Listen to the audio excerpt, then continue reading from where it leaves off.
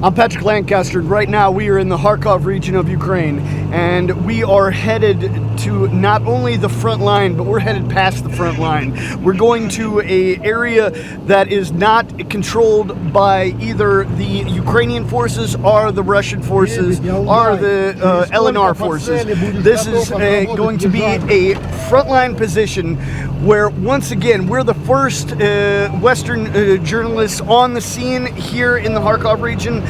We were here back when this territory was controlled by Russia in the summer, and then, of course, we know that in September, Russia lost control of a lot of the Kharkov region. But where we are right now and where we're going to was already taken control of by Russian forces, and now we're giving you an inside look on what the real situation is in the Kharkov region of Ukraine and what the frontline battles and even beyond, as I said, is going on, and how the situation develops day by day. So there's a lot more to come, and this should be a pretty interesting report today. So we're gonna as you hear, it's really interesting situation developing. We're going past the front line to a very dangerous situation. So stay here with us. We're glad you're here. We're learning with you as we go. So please like this video, share it across all social media. Of course, subscribe if you're new.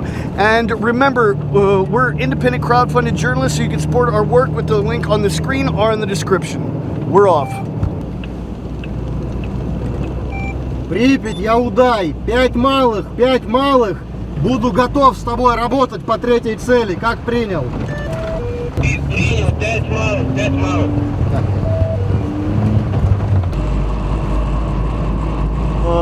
Можно представиться себя? Can you introduce yourself, please? Представься, пожалуйста. Позывной Удай, командир группы артиллерийских корректировщиков и разведки огневых позиций противника. Основная задача — это выявление огневых позиций противника, огневых средств и нанесение по ним огневого поражения. То есть нашли цель, отработали, скорректировали, покинули позицию. Can you tell us where we're going to go right now and what the situation is? Куда мы выдвигаемся, что сейчас обстановка какая вокруг? Противник сейчас пытается перейти в наступательные действия. То есть радиоперехваты, есть подтверждение с передовых постов, что противник накапливает свои силы перед нашими позициями. Нам сейчас пришли 3 цели. Это живая сила противника, пехота. Они пытаются занять лесополосу перед нашими позициями, пытаются там окопаться.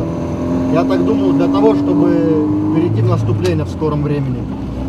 Сейчас мы едем на точку для того, чтобы поднять птичку, навести нашу артиллерию туда и отработать туда артиллерией. То есть не дать противнику закрепиться на том рубеже. And it will be a dangerous area that we're going? Территория опасный район. Да, я бы сказал, что район такой достаточно опасный, потому что площадь большая, тут очень много леса, поля с кукурузой высокой. То есть, по сути, тут могут ходить диверсионные группы противника, и не исключено, что они могут выйти на нас. And who controls the area that we're going to? Кто контролирует ту территорию, куда мы сейчас выдвигаемся? Сейчас мы еще находимся на территории, которую контролируют наши подразделения, но рабочие точки находятся в серой зоне, то есть в той местности, где как присутствует противник, так и мы. Вот ответ на ваш вопрос, опасная ли это территория или нет. Справа будет ответ, можете снять его. Можете приоткрыть дверь и снять. Техника. Что там? Что это? Откройте дверь и увидите. О!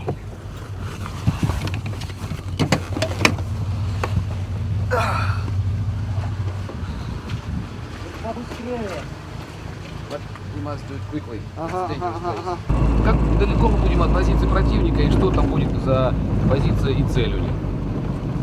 От позиции противника будем не очень далеко, где-то 3-4 километра от так называемой серой зоны, которая не контролируется ни нами, ни противником.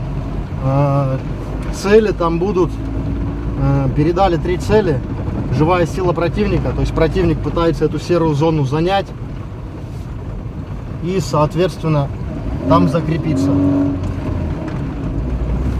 А мы не дадим ему это сделать. Что мы сделаем сейчас? Сейчас прибыли на позицию, поднимаем птичку, я быстро нахожу цель и открываем огонь. Я корректирую нашу артиллерию. Уже гаубицы на позициях ждут команды. После этого быстро покинем это место и поедем на другую точку, чтобы нашу позицию не вскрыли. И где украинские позиции? Противник вон там, спереди. Сколько метров? 3-4 километра уже начинаются позиции противника. За ними стоит артиллерия противника. То есть, если нашу позицию вскроют, по нам могут отработать как танки, так и артиллерия. Поэтому мы приехали. Именно где мы сейчас, это опасно или нет? Я думаю, если нас вскроют, то да. Сейчас наше местоположение не знают и опасности нету. Поэтому мы быстро приехали сюда, спрятались и начинаем работу. В первую очередь охотиться будут за нами. In the Western mainstream media and Ukraine, they are trying to say that Russia lost all their area in Kharkov, and there's been no movement on the front line. What do you have to say about that? В западных СМИ пишут о том, что полностью Харьковская область была потеряна российскими войсками. Что ты можешь к этому сказать? Мы же находимся в данный момент в Харьковской области. Да. Нет, область не была потеряна и нельзя назвать потерей.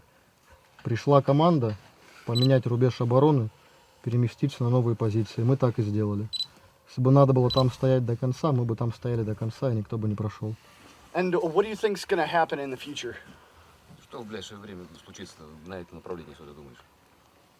Я думаю, что сейчас мы держим рубеж и не даем противнику вклиниться в наши подразделения, которые находятся в ДНР, ЛНР, справа фланга.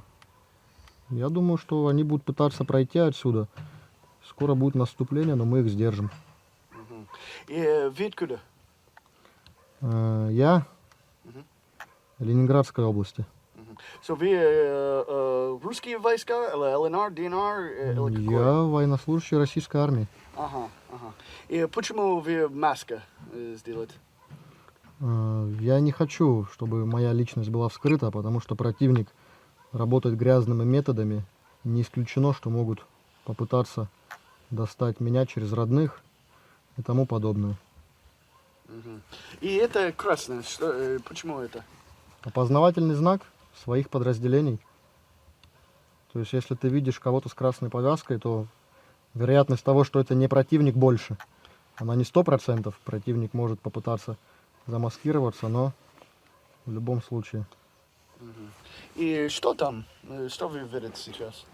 Я сейчас наблюдаю район целей.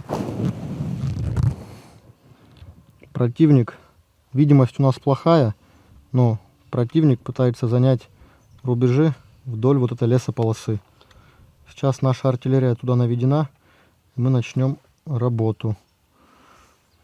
Видимость не позволяет мне наблюдать конкретно противника, но у меня есть район целей, который мне дали. И сейчас я буду по нему отрабатывать. Оп.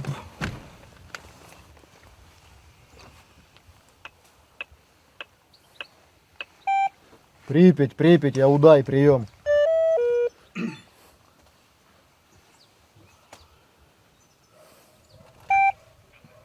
Удай, я Искра, прием.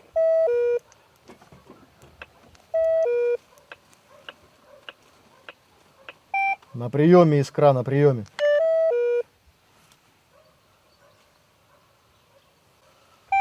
Удай, я Припять, повтори, не прошло. Искра, я Удай. Да, моя, по целям отрабатываю. Припять, я Удай. Давай, уровень больше 5, уровень больше 5.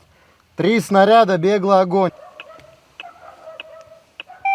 Принял очередь 3. В данный момент будем наблюдать, что сейчас будет 3 разрыва. Да, 3 разрыва. Сейчас приехали на точку, подняли птичку, нашли цель, дали команду на открытие огня, увидели разрыв, внесли корректуру, увидели еще один разрыв, еще раз внесли корректуру. И после этого назначили 3 снаряда на этих установках. То есть, по сути, обнаружили противника, навели на него артиллерию, скорректировали артиллерию и поразили противника. Ukraine says that most of the Russian artillery attacks, drone attacks, and rocket attacks are on civilian areas. What do you have to say about that? В западных СМИ постоянно говорят о том, что артиллерия, дроны и так далее, все атакуют гражданскую инфраструктуру и гражданских. Что можете об этом сказать? Западные СМИ несут полную ахинею, это не соответствует действительности. Я работаю с артиллерией, я сам назначаю цели, я корректирую цели, которые мне дают. И я вижу, что мы работаем исключительно по военным объектам и по противнику. Нет такого, что наши снаряды случайно залетают по мирному населению. Для этого, собственно говоря, я и тут. Я занимаюсь корректировкой, чтобы поражать исключительно противника. What about the videos and photos that are coming out of Ukrainian cities showing civilians that have been injured or killed by the attacks? Ну, есть всякие фото и видео, которые подтверждают, что якобы мы попадаем по гражданским. Я думаю, что это провокация. За все время, что я работаю и занимаюсь именно выполнением этих задач, я ни разу не видел, чтобы наши снаряды разрывались рядом с гражданской инфраструктурой. Такого не было. Да, то, что противник занимает мирные города и прикрывается гражданским населением, такое есть. Но мы туда не работаем.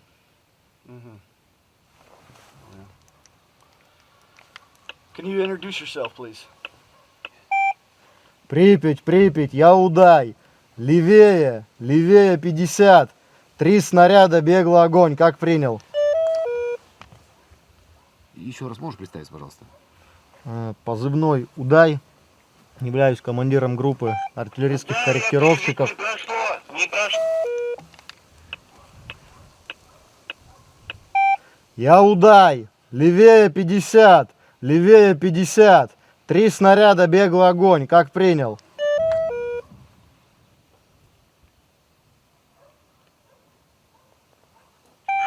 Левее 53 огонь.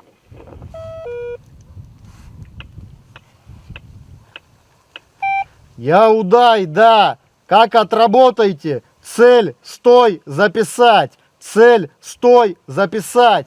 Покидайте позицию. То есть в итоге мы вот обнаружили, ввели корректировки, сейчас нанесут огневое поражение, и им и нам необходимо будет Да. уходить. Да, я принял. После отработки цели покидают.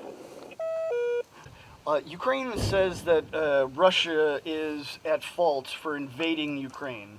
What do you think the reasons are for you being here right now? Why are you here? То есть иностранцы и украинцы говорят, что Россия вторглась в Украину. И как ты думаешь, почему мы действительно начали специальную военную операцию, с чем мы и с кем боремся? Ну, мое мнение, и это позже подтвердилось тем, что я увидел тут, как говорится, нам не оставили выбора. Если бы мы сейчас не начали эту специальную операцию на территории противника, то в ближайшем времени, год, 2, может 3, война была бы на территории нашей страны, и тогда гибли бы наши люди, мирное население. Никто бы со стороны противника не смотрел, что мирные города и тому подобное. Это наша птичка возвращается, да? То есть сейчас мы воюем на территории противника, при этом мы не трогаем мирное население, наоборот, всячески стараемся помочь ему.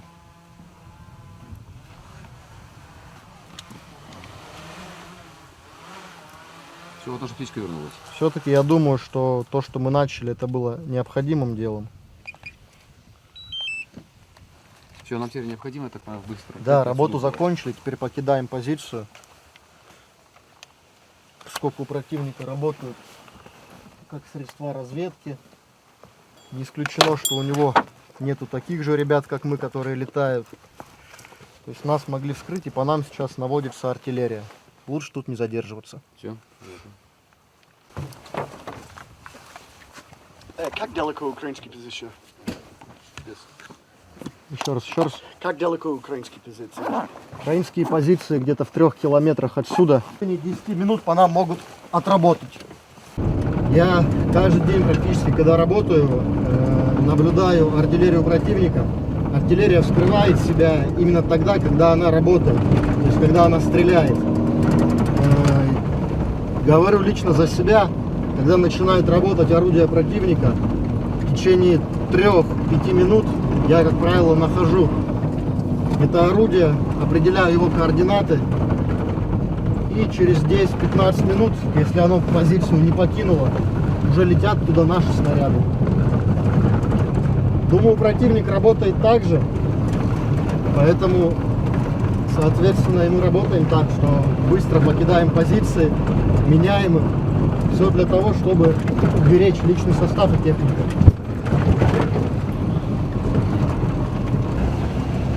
Дальше серая зона, то есть местность, где присутствует противник.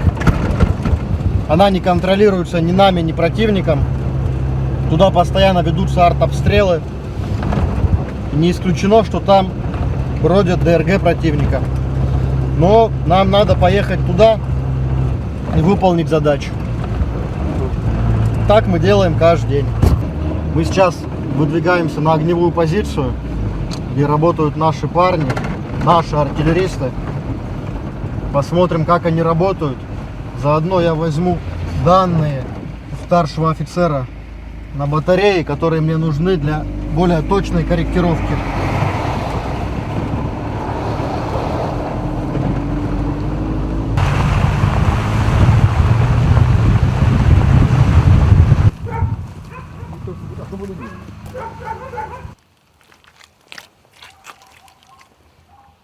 Mud. That's the situation in Donbass right now. Right now we're in the Kharkov region, and you can see that it is a very difficult time for military equipment to move through this mess. It seems that the Russian forces are probably going to start moving once the earth freezes. But this is just speculation. But this is the situation on the ground here. There's no ground, it's just mud.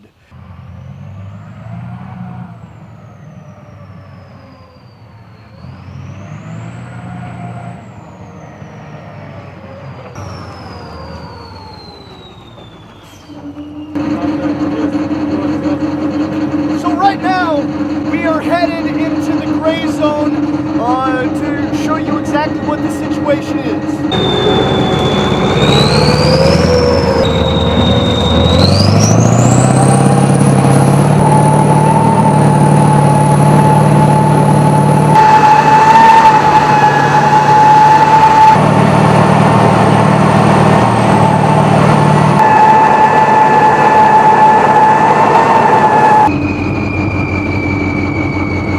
Нормально все?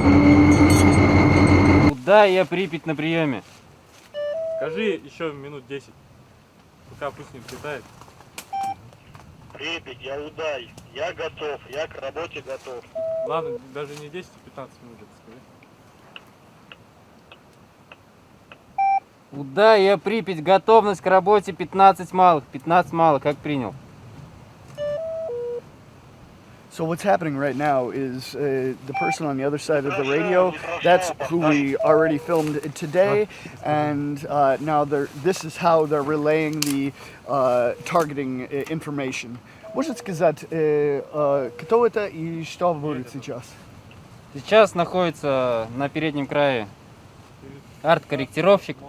Сейчас к нам машина подъедет, мы выдвигаемся на позицию. И по его команде начинаем огонь по противнику.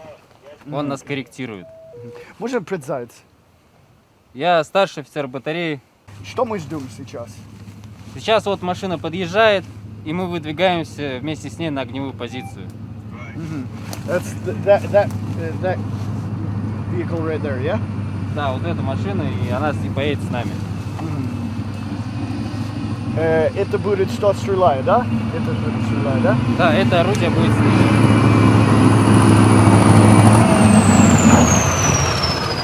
And right now we're going to the gray zone. And this is 122 millimeter self-propelled artillery. And now we're headed to the firing position.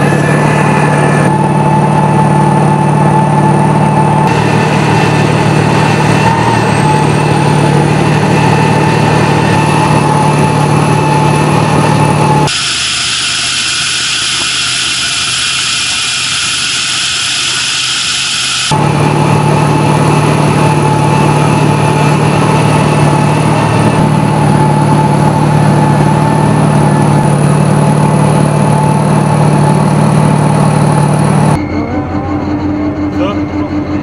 Приняли.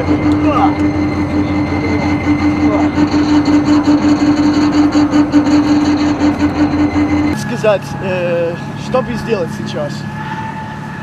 Сейчас мы выставляем бусоль так, чтобы она смотрела в основное направление. Для того, чтобы нам сориентировать орудие. Ага. Как это вообще работа? Но здесь магнитная стрелка. Сейчас ее строго на север выверяем. Вводим поправку, она будет показывать основное направление, то есть дирекционный угол, куда бы мы ни повернули эту бусоль. Выставляем основное направление и после этого уже ориентируем орудие.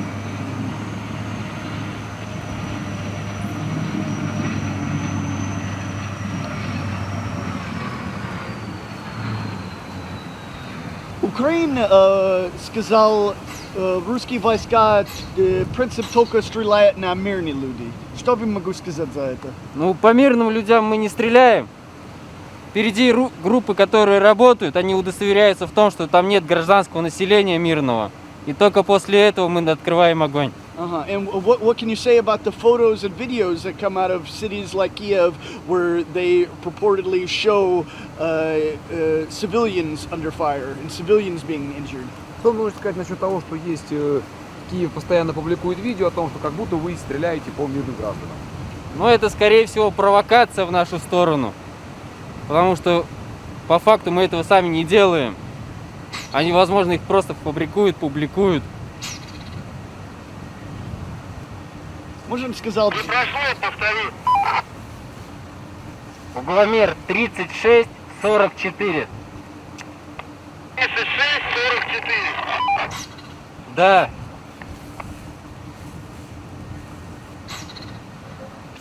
And now we've arrived to the firing position, so you can see that they're preparing to fire.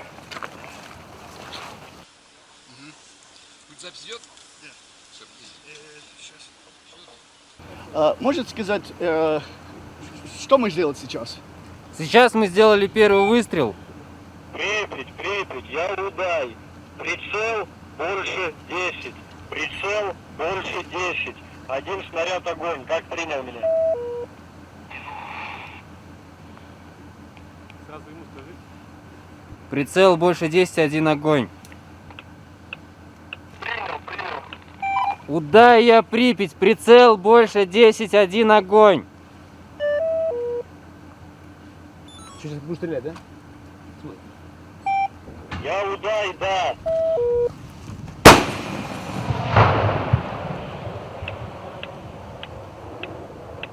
Удай я Припять, выстрел.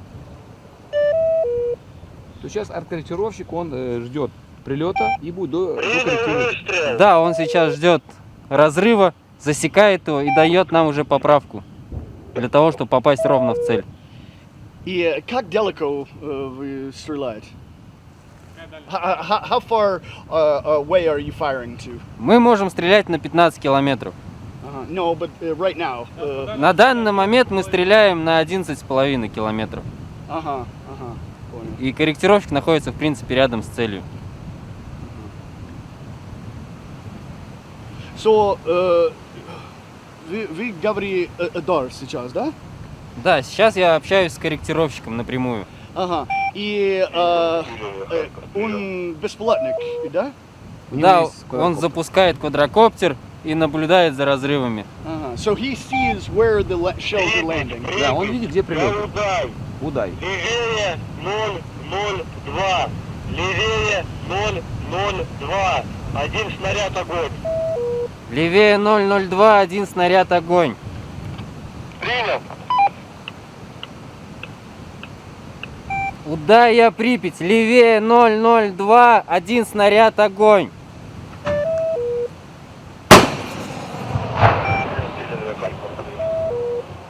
Да. Удая Припять, выстрел.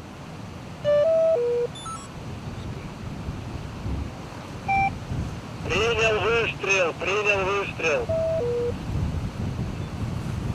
Да, в данный момент уже третий разрыв снаряда видит и продолжает корректировку. Да, он приближает наш разрыв ближе к цели. С каждым выстрелом разрыв ближе к Да. цели.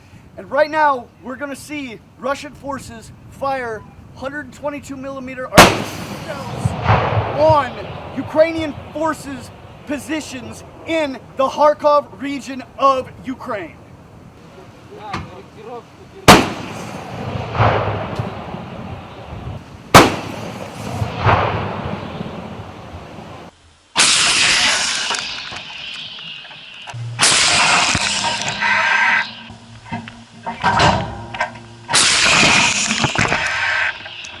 And just to be clear, Да, so я everybody покидаю understands what's позицию. happening right now, they're slowly firing the artillery shells on the Ukrainian positions, and there's a drone overhead, like we saw before, correcting or adjusting each shell that comes down. So let's say there's a target, and it's a little to the left, a little to the right.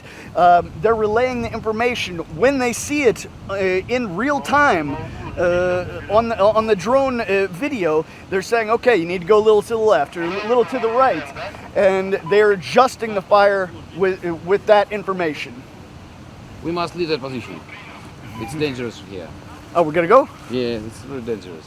All right, now the firing is done, and it's time that we get out of here because there could be a return fire very soon.